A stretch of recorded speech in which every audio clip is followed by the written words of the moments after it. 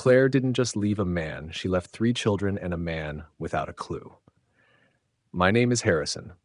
I'm 32 years old. I live in Boise, Idaho, in what used to be a 2-bedroom apartment, but now feels like a cave someone forgot to heat. The night Claire left, the cold bit harder than usual, even with all the windows shut. Maybe it was just me. Or maybe when your wife tells you you're too broke and too much of a failure to be a father, the frost seeps deeper than skin. It happened fast, that one moment she was yelling, the next she was gone. Not in a slammed door kind of way either. She walked out with her coat and purse, without looking back, like she was stepping off a bus. Her final words, "They'll be better off without you." And just like that, I was standing alone in our living room, still holding a half-folded onesie I'd pulled from the laundry basket. Emma, our oldest at 5, looked up at me from the floor, wide-eyed and quiet. Liam, just 3, had tears brimming already. And Noah, barely a year old, started wailing from his bouncer seat. I didn't cry. Not yet. I was too stunned. I just remember picking Noah up and muttering, "It's okay, buddy, Daddy's here," even though I wasn't sure that meant anything. I don't remember much about the next hour, just that I went into robot mode, got diapers changed, pulled on Emma's pajamas, wiped Liam's nose. When it was time for dinner, I stared into the fridge and saw half a stick of butter, a bag of carrots, and 1 expired yogurt cup. My fingers landed on the bread. I toasted 4 slices and slathered on some peanut butter. That was it, our first dinner without her. Emma didn't say a word. Liam sobbed through his toast. Noah cried until he finally fell asleep on my chest. That night, I bundled them onto the same mattress. The furnace hadn't kicked on right in weeks, and I couldn't afford to call maintenance again. I sat on the edge, knees bent, just watching them breathe. Emma clutched her stuffed dog to her chest. Liam sucked his thumb, something he'd stopped months ago, and Noah's little hand was wrapped around the collar of my t-shirt. I don't know how long I sat there, just staring at them. But I remember making a promise in my head, not aloud, just between me and the cold. I won't let you fall. I don't care what it takes. Claire never came back. Not for a bag, not for a goodbye, not even for the kids. That was about 3 years ago. I haven't seen her since. Not a letter, not a birthday card, nothing. She left a man without a clue, and 3 children who deserved so much more than the version of me that was left behind. But I didn't break that night. I bent. I fractured. But I didn't break. That would come later, but for now I was still standing, just barely. He kept writing, not for fame, but because it was the only thing that still made sense. I started waking up at 5 a.m. because that was the only way to get anything done before the chaos began. Mornings were the most mechanical part of the day. Sweatpants, weak coffee, diapers, cereal, coats, tears. Always someone crying over something. A missing sock, cold milk, an itchy shirt. I'd brush Emma's hair with one hand while spooning applesauce into Noah's mouth with the other. Liam constantly lost his shoes. By the time I got all 3 kids out the door and into the beat-up Honda, it was like I'd already run a marathon. Emma went to kindergarten, Liam to a half-day pre-K, and Noah came back home with me, where I parked him in the pack-and-play next to my desk. That's when the second shift began. Freelance work. I picked up anything I could find. Translation gigs, ad copy for dental offices, travel articles for places I'd never go. It didn't pay much, but if I turned in assignments fast, the checks trickled in. Some days I barely had the mental bandwidth to string 2 sentences together, but I still cranked out content like a machine. The real work came after bedtime. Once the kids were asleep, usually by 9 if I was lucky, I'd open my laptop and return to the thing that kept me going, my novel. From Ashes. I had been writing it in pieces, usually with cold coffee by my side and laundry piles around my feet. It was a story about a man who loses everything and rebuilds his life from the ground up. Shocking, right? I never showed it to anyone, never submitted it. The idea of rejection was too heavy, not because I couldn't take a no, but because if someone told me it wasn't good enough, I didn't know what would be left of me. Most nights I wrote until midnight. Then I'd stare at the wall for a while, try not to cry, and sleep for maybe 4 hours before doing it all over again. My parents, who lived in Florida, called every Sunday. The conversations were the same. How are the kids? They're fine. You know, your father shot a 79 on the back 9 yesterday. They never asked how I was holding up. Never once offered to come visit. My mom always ended the call with, "Let us know if you need anything, okay?" But I think we both knew I never would. They lived in a retirement bubble where struggle was abstract. My reality, cold apartments, empty bank accounts, 3 kids who needed more than I could give, was a different planet. I stopped checking the mailbox for good news. It only ever held bills or rejection letters. I submitted a few short stories to magazines early on, but they always came back with polite form letters. The ones that didn't even bother with my name stung the most. Just a cold thank you, but no. Meanwhile, the rent notices started showing up more often. Bold letters, final warnings, past due. I considered asking for help, but from who? My brother hadn't called me since the week Claire left. Friends dropped off slowly, too busy, too awkward. Single dads with no money and 3 kids don't get dinner invites. They get pitied or avoided. And yet, through all of it, I kept writing. Not because I thought it would change my life, but because it was the only thing that made sense. The words were the one place where I still had control, where I could be honest, where I could build a version of myself that wasn't drowning in bills and baby wipes. Every night after I finished a scene, I'd scroll back and reread my favorite line, like it was a lifeline. One night, I wrote, "Sometimes you're not rebuilding. Sometimes you're just surviving long enough to try." I stared at that sentence for a long time. Then I closed my laptop and went to bed. That was life then. Coffee, kids, work, write, repeat. Nobody told me I was doing a good job, but every morning, Emma wrapped her arms around my neck and said, "I love you, Daddy." That was enough to keep going. Just barely. The moment you need everyone is the moment you find out who's truly there. It started with a cough. Nothing dramatic. Emma had just come home from school with flushed cheeks and a raspy little throat-clearing sound she insisted was just a tickle. I gave her orange juice and told her to lie down on the couch while I made soup. She didn't argue, which should have tipped me off. By morning, she couldn't stand. Her legs buckled when she tried to get out of bed. She burned like fire when I touched her forehead, and her skin looked almost gray under her eyes. I bundled all 3 kids into the car, Emma wrapped in a blanket, Liam clutching her hand, Noah screaming because I hadn't given him his sippy cup. I drove straight to St. Luke's ER, parked half crooked, and carried Emma inside. A nurse met us at the door, took one look at her, and waved us ahead. Within 20 minutes, she had an IV in her arm and a team of doctors whispering outside her curtained-off bed. I sat between the boys on a plastic chair that smelled like disinfectant and desperation. I couldn't stop staring at Emma's face. She was so quiet. Her lips were pale. She didn't even flinch when they took her blood. When the doctor finally came in, he was young and tired-looking, with a wedding ring groove on his finger and that quiet tone I'd come to fear. He pulled the curtain closed and asked if we had any family history of blood disorders. I said no. He hesitated. Then came the words I couldn't even process. "We're concerned about her white blood cell count. There's a possibility it's leukemia." I just stared at him. My brain heard the words, but I couldn't connect them to reality. This was Emma, my sweet, strong little girl who loved dragons and string cheese and sleeping with the light on. Cancer. That didn't compute. "What does that mean?" I finally asked. "It means we need to run more tests. But you should prepare yourself. We're going to admit her for observation." I nodded, not because I understood, because I didn't know what else to do. When he left, I pulled out my phone with shaking hands and called Claire. Straight to voicemail. I tried again. Then I texted, "Emma's in the hospital. Please. She might have leukemia." No response. I called my parents. My mom answered on the third ring, chipper as ever. "Oh, hi, honey. We're actually in Naples this week. Your dad's golfing with." "Emma's in the hospital?" I interrupted. "They think it might be leukemia." Silence. "Well, that's awful," she finally said, voice softening slightly. "But I'm sure it's just a scare. Kids bounce back. What did the doctors say exactly?" "I told you. They're admitting her." "Well, we're out of town until Thursday, but keep us updated, okay?" That was it. No offer to fly in. No promise to call later. Just a casual, keep us updated. So I stayed. At the hospital, with all 3 kids. The nurses gave me a spare blanket and an extra cot, which Noah refused to sleep in. Liam curled up on a vinyl chair with Emma's stuffed dog under his chin.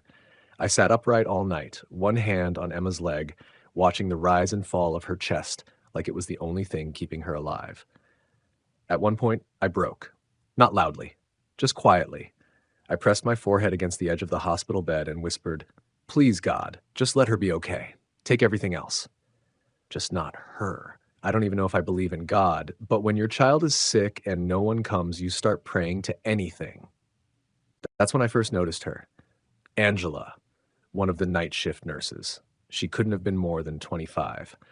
Wore her brown hair in a tight braid and had that calm, tired kindness you only see in people who deal with pain for a living. She came in to check Emma's vitals and gave me a soft look, the kind that didn't need words. "Do you need anything?" she asked. I shook my head. She came back 20 minutes later with warm blankets for the boys and 2 juice boxes. She said the vending machine overstocked. She didn't ask questions. She didn't offer hollow reassurances. She just existed, quiet, steady, like a lighthouse in the fog. Emma stayed for 3 days while they ran tests. I didn't leave once. Claire never replied. My parents sent a thinking of you text and an Instagram photo from a beach. But Angela, she came by every shift. She brought the boys little sticker sheets from the nurse's desk. She let Emma help check her own temperature. She asked how I was doing in a way that made me believe she meant it. And on the night before we got the final diagnosis, when I stood in the hallway trying not to throw up from anxiety, she handed me a cup of bad coffee and said, "Whatever happens, you're doing great, Dad." She called me Dad, not Mr. Whatever, not Sir. It was the first time I'd felt like someone saw me. I didn't know then how bad things would get, but I knew that whatever came next, I wasn't alone anymore. Not really. I had 3 kids asleep behind a thin curtain and a nurse who brought juice boxes instead of judgments. And somehow, in the middle of all that fear, that was enough to keep breathing. The lights in the hospital never turn off, but hope gets dimmer every day. Emma was diagnosed with acute myeloid leukemia on a Thursday morning. The doctor explained it with charts and percentages, but all I heard was that my little girl would need months of chemotherapy, and even then, there were no guarantees. I sat in a stiff chair with Liam on my lap and Noah picking at the Velcro on my shoe. Emma lay curled on the hospital bed, pale and quiet, her fingers fidgeting with the blanket as the doctor spoke. She didn't cry. I did, later in the bathroom with the door locked. They started chemo right away. Emma was brave, braver than me. She didn't scream when they poked her, didn't flinch when they shaved her head. She just whispered, "Do I still look like me?" And I said, "You look like my hero." That became our life. Hospital corridors, plastic chairs, IV poles. Noah's teething toys were scattered across the oncology floor. Liam built Lego castles under Emma's bed. The nurses let us set up a corner with books and crayons so the boys wouldn't lose their minds. I kept my laptop open in the waiting room, chasing freelance deadlines with fingers that barely worked from stress. Angela was always there, every shift. She'd pop in with small things, a granola bar for Liam, a sticker chart for Emma, a coffee for me that somehow didn't taste like burned rubber. She never hovered, just moved through the space like she belonged there. One evening, Emma threw up everything she'd eaten. I cleaned her while Noah screamed and Liam clung to my arm, and I was crying because he thought she was dying right then. I had no help, no family showing up. Claire still hadn't reached out, not even a voicemail. Later, when I sat on the floor beside Emma's bed, holding Noah with one arm and wiping Liam's nose with the other, Angela crouched down beside me. "You're doing everything right," she said softly. I shook my head. "I'm barely holding it together." She didn't argue. She just said, "That's what holding it together looks like sometimes." The days blurred. Between hospital visits, I'd drive Liam and Noah back to the apartment, throw together meals, mostly canned soup and peanut butter sandwiches, then crash for an hour before heading back. Emma hated being away from her brothers, so sometimes I brought them back with me after midnight, snuck them into the hospital with blankets wrapped around them like capes. One night, Angela found us all passed out in Emma's room. Liam curled on my chest, Noah on a pile of pillows. Emma barely asleep, but smiling anyway. She didn't tell me to leave. She just tucked a blanket around my legs and whispered, "I'll wake you if anything changes." I think that was the night I stopped pretending I was okay. The thing is, you can only run on fumes for so long before the engine quits. I started losing jobs, Missing deadlines, forgetting appointments. My inbox became a graveyard of angry clients and overdue notices. The rent was a month behind. The car needed a new battery I couldn't afford. But I couldn't stop. I had to be everywhere, with Emma at chemo, with the boys at school, online chasing pennies. I smiled through all of it because the kids needed me to. Emma once looked at me, eyes dull from treatment, and said, "You're not sad like me, right?" I lied and said, "No, baby, I'm good." But inside, I was breaking in slow motion. Angela saw it. She never said anything, but she knew. She started staying longer after shifts, brought little coloring books for the boys. One day, she brought Emma a plush dragon with purple wings and whispered, "Because you're the bravest fighter I know." That dragon never left Emma's bed after that. I didn't know what to call Angela yet. A friend? A nurse? A stranger who showed up when everyone else left? But I knew this. Without her, I wouldn't have made it through those months. Not because she fixed anything, because she stayed. And in a world where everything was falling apart, that was everything. She used to dream of dragons. Now she'd flown beyond reach. Emma's body started giving out before her spirit did. That was the hardest part. She was getting weaker. The doctors stopped hiding it. The treatments weren't working the way they'd hoped. Words like progression and palliative started showing up in conversations, always spoken softly, like if they whispered it, maybe it wouldn't be real. I knew what was coming before they said it. You can see it in your child's eyes when they stop looking forward to tomorrow. One night, Emma pulled me close and asked, "Can I go home?" "We're going home soon," I said, brushing back her hair. She shook her head. "Not that home. I mean the other one, the one with the stars." I sat there and let my heart split wide open. Angela was the only person I told, that Emma had asked, that I knew. She didn't say anything at first, just squeezed my shoulder and stayed sitting beside me while I cried into my hands like a broken man. A few nights later, Emma woke up screaming. It wasn't a dream, it was pain. Real, sharp, biting pain that ripped through her little body until the morphine dulled it to just enough for her to breathe again. I held her through it. Held her while she sobbed into my shirt and begged for it to stop.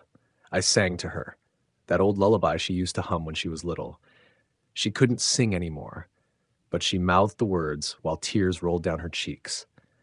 Angela came in halfway through and quietly checked the machines. She didn't speak, just wiped Emma's face with a warm cloth and kissed her forehead like she'd done it 1,000 times before. The next day, the doctor asked if I wanted to move her to hospice. I said no. She stays here, where she knows the nurses, where her brothers can visit, where I can sleep on the floor beside her bed and listen to her breathe. That night, I brought Liam and Noah to say goodbye. I didn't tell them that's what it was. I just said Emma missed them. Liam brought her a flower he drew in crayon. Noah gave her his dinosaur and whispered, "I love you, sissy," then ran back to my lap. Emma smiled weakly. "I'm not scared," she whispered. "You're the bravest girl I know," I said, brushing my thumb across her cheek. "I saw the dragon," she murmured, barely audible. "He's waiting for me." I climbed onto the edge of her bed and pulled her close. I read her favorite book, the one about the flying castle, and when I got to her favorite part, I felt her hand go still in mine. I stopped reading. Looked down. She was gone, just like that. No sound, no warning. I sat there holding her for a long time. I don't know how long.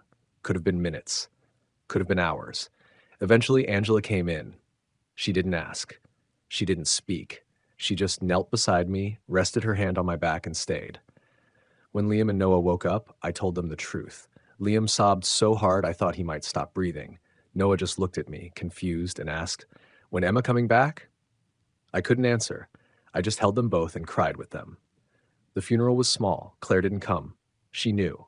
I sent her a message. She read it. Left it on scene. My parents flew in a day late. Missed the service.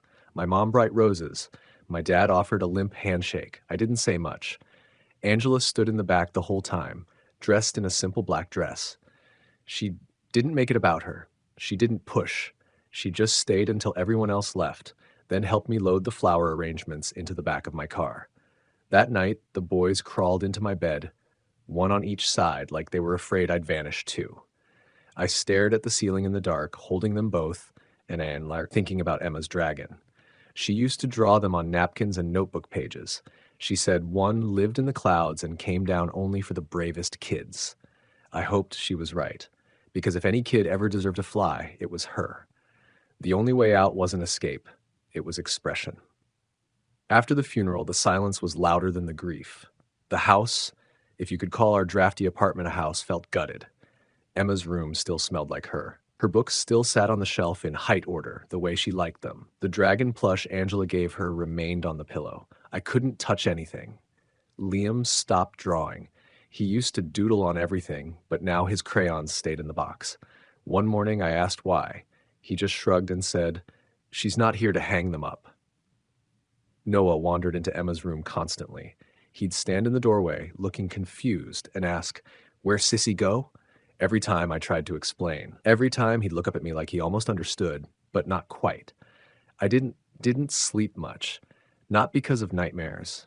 Because I didn't want to. Sleep meant waking up and remembering she was gone all over again. Angela started coming by after work. No announcement, just soft knocks on the door and a warm smile. She'd bring cookies or coloring books or fruit snacks for the boys. Once, she brought a lasagna. Said her neighbor made it and didn't want leftovers. I didn't ask questions. She never forced conversation. Just stayed until bedtime, helped clean up the toys, helped Liam find his lost sock, helped me not feel like I was drowning alone. One night, she found me sitting on the kitchen floor. The boys were asleep. The lights were off. I had a bottle of sleeping pills in one hand, still sealed. My other hand rested on my knee, limp. She didn't panic. She sat down across from me, folded her legs like we were at a picnic, and said, "It hurts more at night, doesn't it?" I nodded, ashamed. "You ever feel like you're going to disappear right along with them?" she asked. That broke me. I pressed my palms into my eyes and let everything fall out. Sobs I'd swallowed for weeks, thoughts I hadn't dared say aloud, that I didn't want to wake up anymore, that I didn't think the boys would be better off without me, but I didn't think they'd be worse off either. Angela didn't hug me or interrupt. She let me fall apart. Then, after I was empty, she said, "I lost someone too. My sister. 5 years ago. I still hear her laugh sometimes, in my head." I looked up, surprised. "I didn't want to live either," she continued. But then one night I realized if I leave, then the grief wins twice. That stayed with me. The next morning, I put the pills back in the cabinet, then I opened my laptop. From Ashes was still there. Still waiting. But this time I didn't write the fictional version, the polished, guarded one where the pain was metaphor. I deleted 2 chapters and started fresh. Page 1. My daughter died in my arms. I poured everything into it. The hospital halls, the beeping monitors, the way Emma's fingers clutched her dragon until her last breath, the sound Liam made when I told him she was gone, the hole her absence left behind. It wasn't pretty writing, it wasn't poetic, but it was true. I wrote like it mattered. Because if I couldn't save her, maybe I could make her matter to someone else. Liam started drawing again. Flowers, mostly. He taped one above Emma's bed and said, "So she knows we remember her." Noah still asked about her, but he stopped looking confused. Now he'd crawl into my lap and whisper, "Emma in the stars, right?" And I'd whisper back, "Yeah, buddy, way up there." Angela kept coming. She never asked about the pills, never asked about the novel. But when I printed the first 10 pages and left them on the kitchen table, she read them. The next evening, she said, "It's brutal, but beautiful." That's the moment I knew. I wasn't writing for fame anymore. I was writing to stay alive. And little by little, I started to feel something like breath again. Not joy. Not yet. But air. That was enough for now. The story that nearly broke him becomes the story that lifts him. It took 7 months to finish From Ashes. 7 months of late nights and raw pages. I wrote in stolen moments after the boys went to sleep, during nap time while noodles boiled. The words came in bursts. Some days I'd write 500, some days nothing at all. I didn't edit as I went, didn't fuss with fancy sentences or clever chapter titles. I just told the truth. About Emma, about the way grief tore me apart from the inside, about the nights I almost didn't make it through, about the nurse who sat on my kitchen floor and didn't let go. Angela never pushed, but she always read the new pages I left out on the counter. She'd leave sticky notes. This part hit me right in the heart. Or, "Don't change a word here." She never corrected grammar. Never suggested a better way to say something. She just let it be mine. When I finally typed the last line, And still, every morning, I listened for her laughter in the silence. I sat back in my chair and cried. Not the broken sobs from before. These were different, softer, grateful, maybe, not because I was healed, but because I'd finally let it all out. Angela walked in 20 minutes later with Noah on her hip and Liam trailing behind her with a snack pouch. She looked at me, saw my face, and smiled. "You finished it." "Yeah," I said, voice hoarse. "I really did." I didn't know what to do with it at first. It felt like something sacred, but Angela gently pushed me forward. "It deserves to be read," she said. "Not for the world, for you." So I sent it out, to small presses, to indie publishers. I wrote a shaky query letter and hit send on 5 emails, then 10, then 15. The rejections came, of course, some kind, some cold. But then, one day, I got an email from a small press out of Oregon. They loved it. They wanted to publish it. I stared at the screen for a long time, thinking it was a mistake.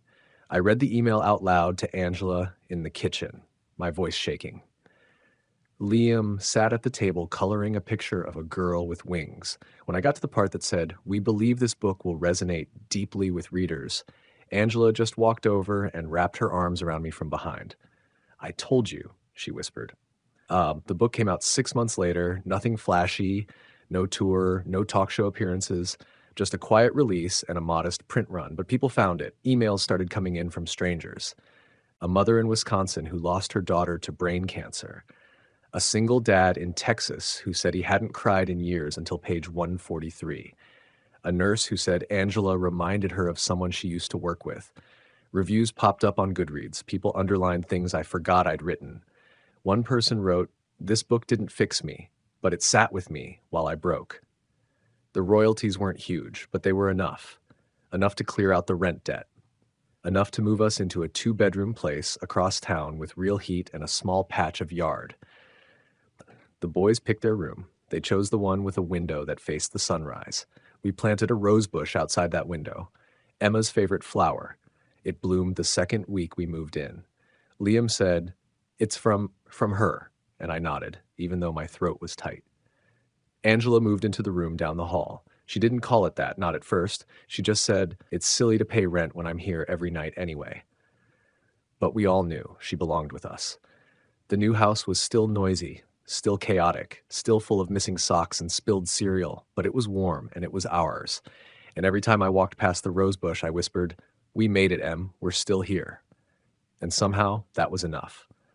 When the ones who left come back, you decide if the door stays closed. It started with a phone call I almost didn't answer. Unknown number. Late afternoon. I was standing in the kitchen watching Noah eat applesauce straight from the jar and listening to Liam tell Angela about a dream he had involving talking turtles. The phone buzzed again. Something told me to pick it up. "Hello?" There was silence. Then a voice I hadn't heard in over a year. "Harrison, it's Claire." I didn't say anything. Not right away. Just stood there, feeling the room tilt a little. "I read the book," she said. "Emma's book. A friend sent it to me." "I didn't know you could write like that." Still, I said nothing. My grip on the phone tightened. She paused. "I made mistakes. I know that. But I wanted to say I'm sorry, and I was wondering, maybe we could talk. Maybe I could see the boys." I looked out the window at the rosebush blooming under soft spring light. Emma's rosebush. Claire's voice dropped. "They're still my kids too, Harrison." "No," I said finally, quietly. "They're not." Silence again. Then, "That's not fair. You left," I said, voice calm but steady. "Not just me. You left them. Emma asked where you were for months. You never came, not even when she died." "I couldn't. You chose not to. And now you want back in because the story hit you in the chest?" I didn't mean for it to sound cruel, but I wasn't about to sugarcoat it either. She tried again. I want a chance to know them again. I don't expect you to take me back. I just want to visit. I want to be in their lives." "Noah doesn't remember you. Liam still calls out for Emma in his sleep. I'm not reopening that wound just so you can clear your conscience." "Harrison, please." "I wish you peace," I said, "but not here. Not with them." I hung up. Angela was watching from the doorway. She didn't ask. She didn't need to. She just crossed the room and set her hand on my back. "She read the book," I said. Angela nodded. "Of course she did." Later that week, my mother called. "We'd love to come visit. It's been too long." This time, she didn't mention golf. She mentioned the boys by name.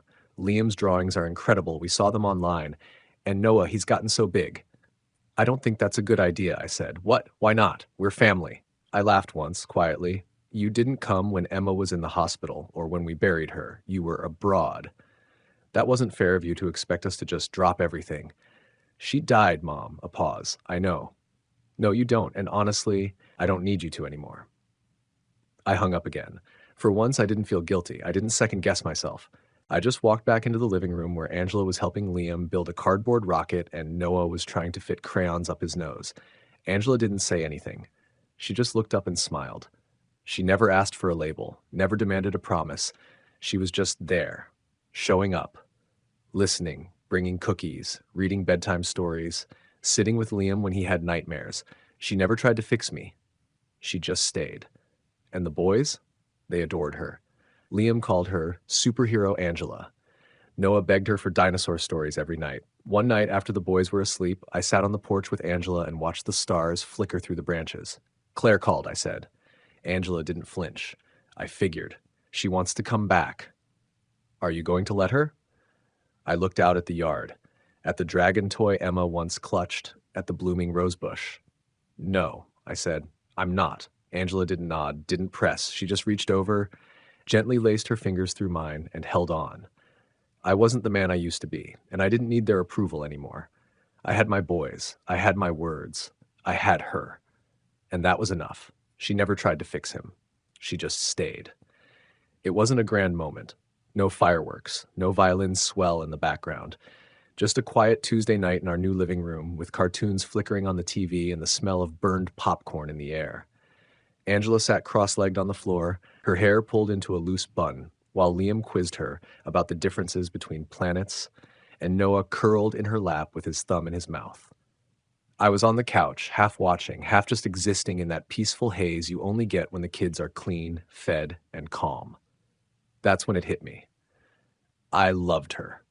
Not the kind of love that comes from heat and lightning. The other kind. The kind that builds slowly. The kind that grows in silence, in all the moments no one else would even notice. She had walked into our broken world and never once asked for anything.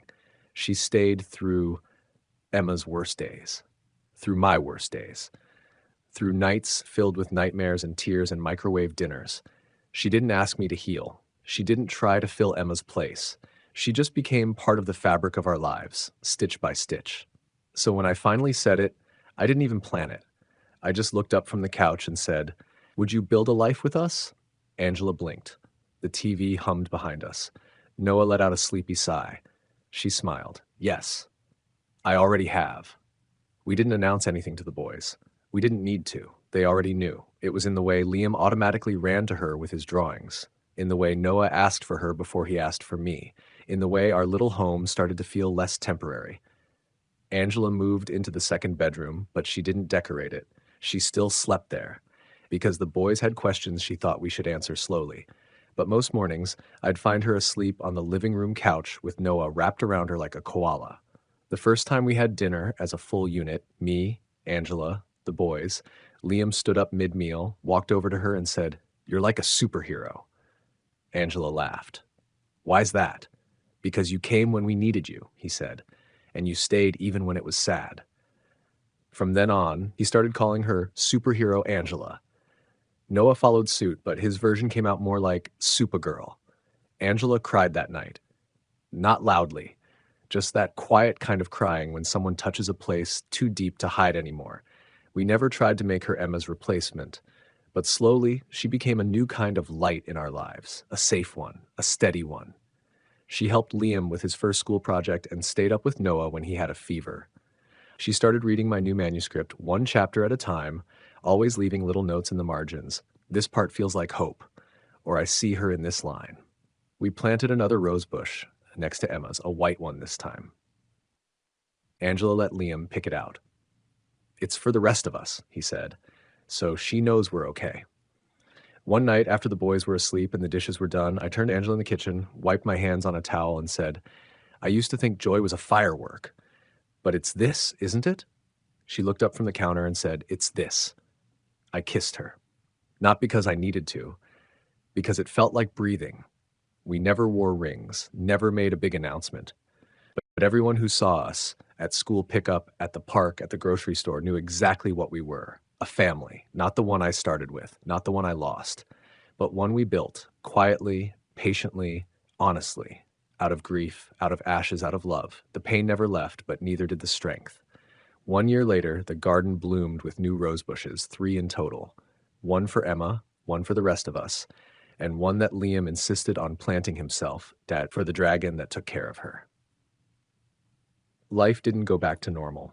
It became something new. I started speaking at workshops for grief support, not as a polished motivational speaker, but just as a dad who survived something impossible.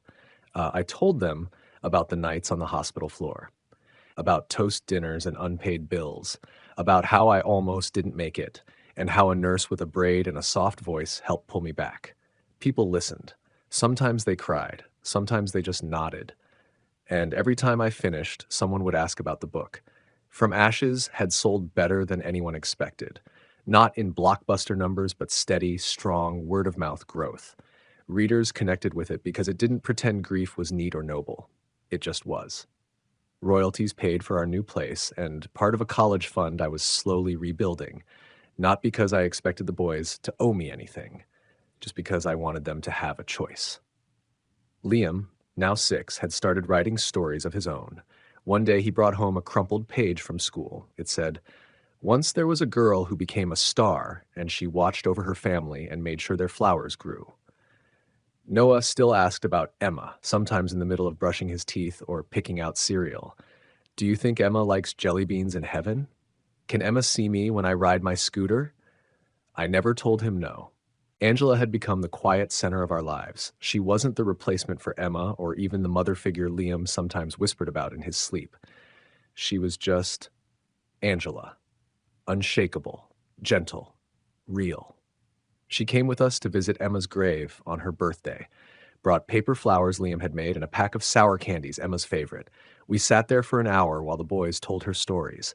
Angela didn't say much, she just listened. At night, I'd sometimes wake up and walk into the yard barefoot, standing near the rose bushes. The white one had grown taller than I expected. The red one stayed close to the ground, like it didn't want to take up too much space. Emma's pink one, it bloomed the brightest. I never talked out loud, but I thought things. We're okay. They're growing. You'd be proud. I started writing again, a second book. Not about Emma, not directly, about healing, about remembering without losing yourself, about how grief doesn't leave, but neither does love. Liam illustrated the first chapter with pencil sketches of stars and dragons. He handed it to me and said, "This one's for her too." I didn't cry, not then. I just smiled and nodded and whispered, "Yeah, it is." Our family isn't what it once was, but it's stronger than ever. And every morning, when I make breakfast while Noah sings nonsense songs and Angela hums near the stove and Liam draws dragons at the kitchen table, I feel it, not the absence, but the presence of love, of survival, of Emma. We built a life from ashes, and it's beautiful.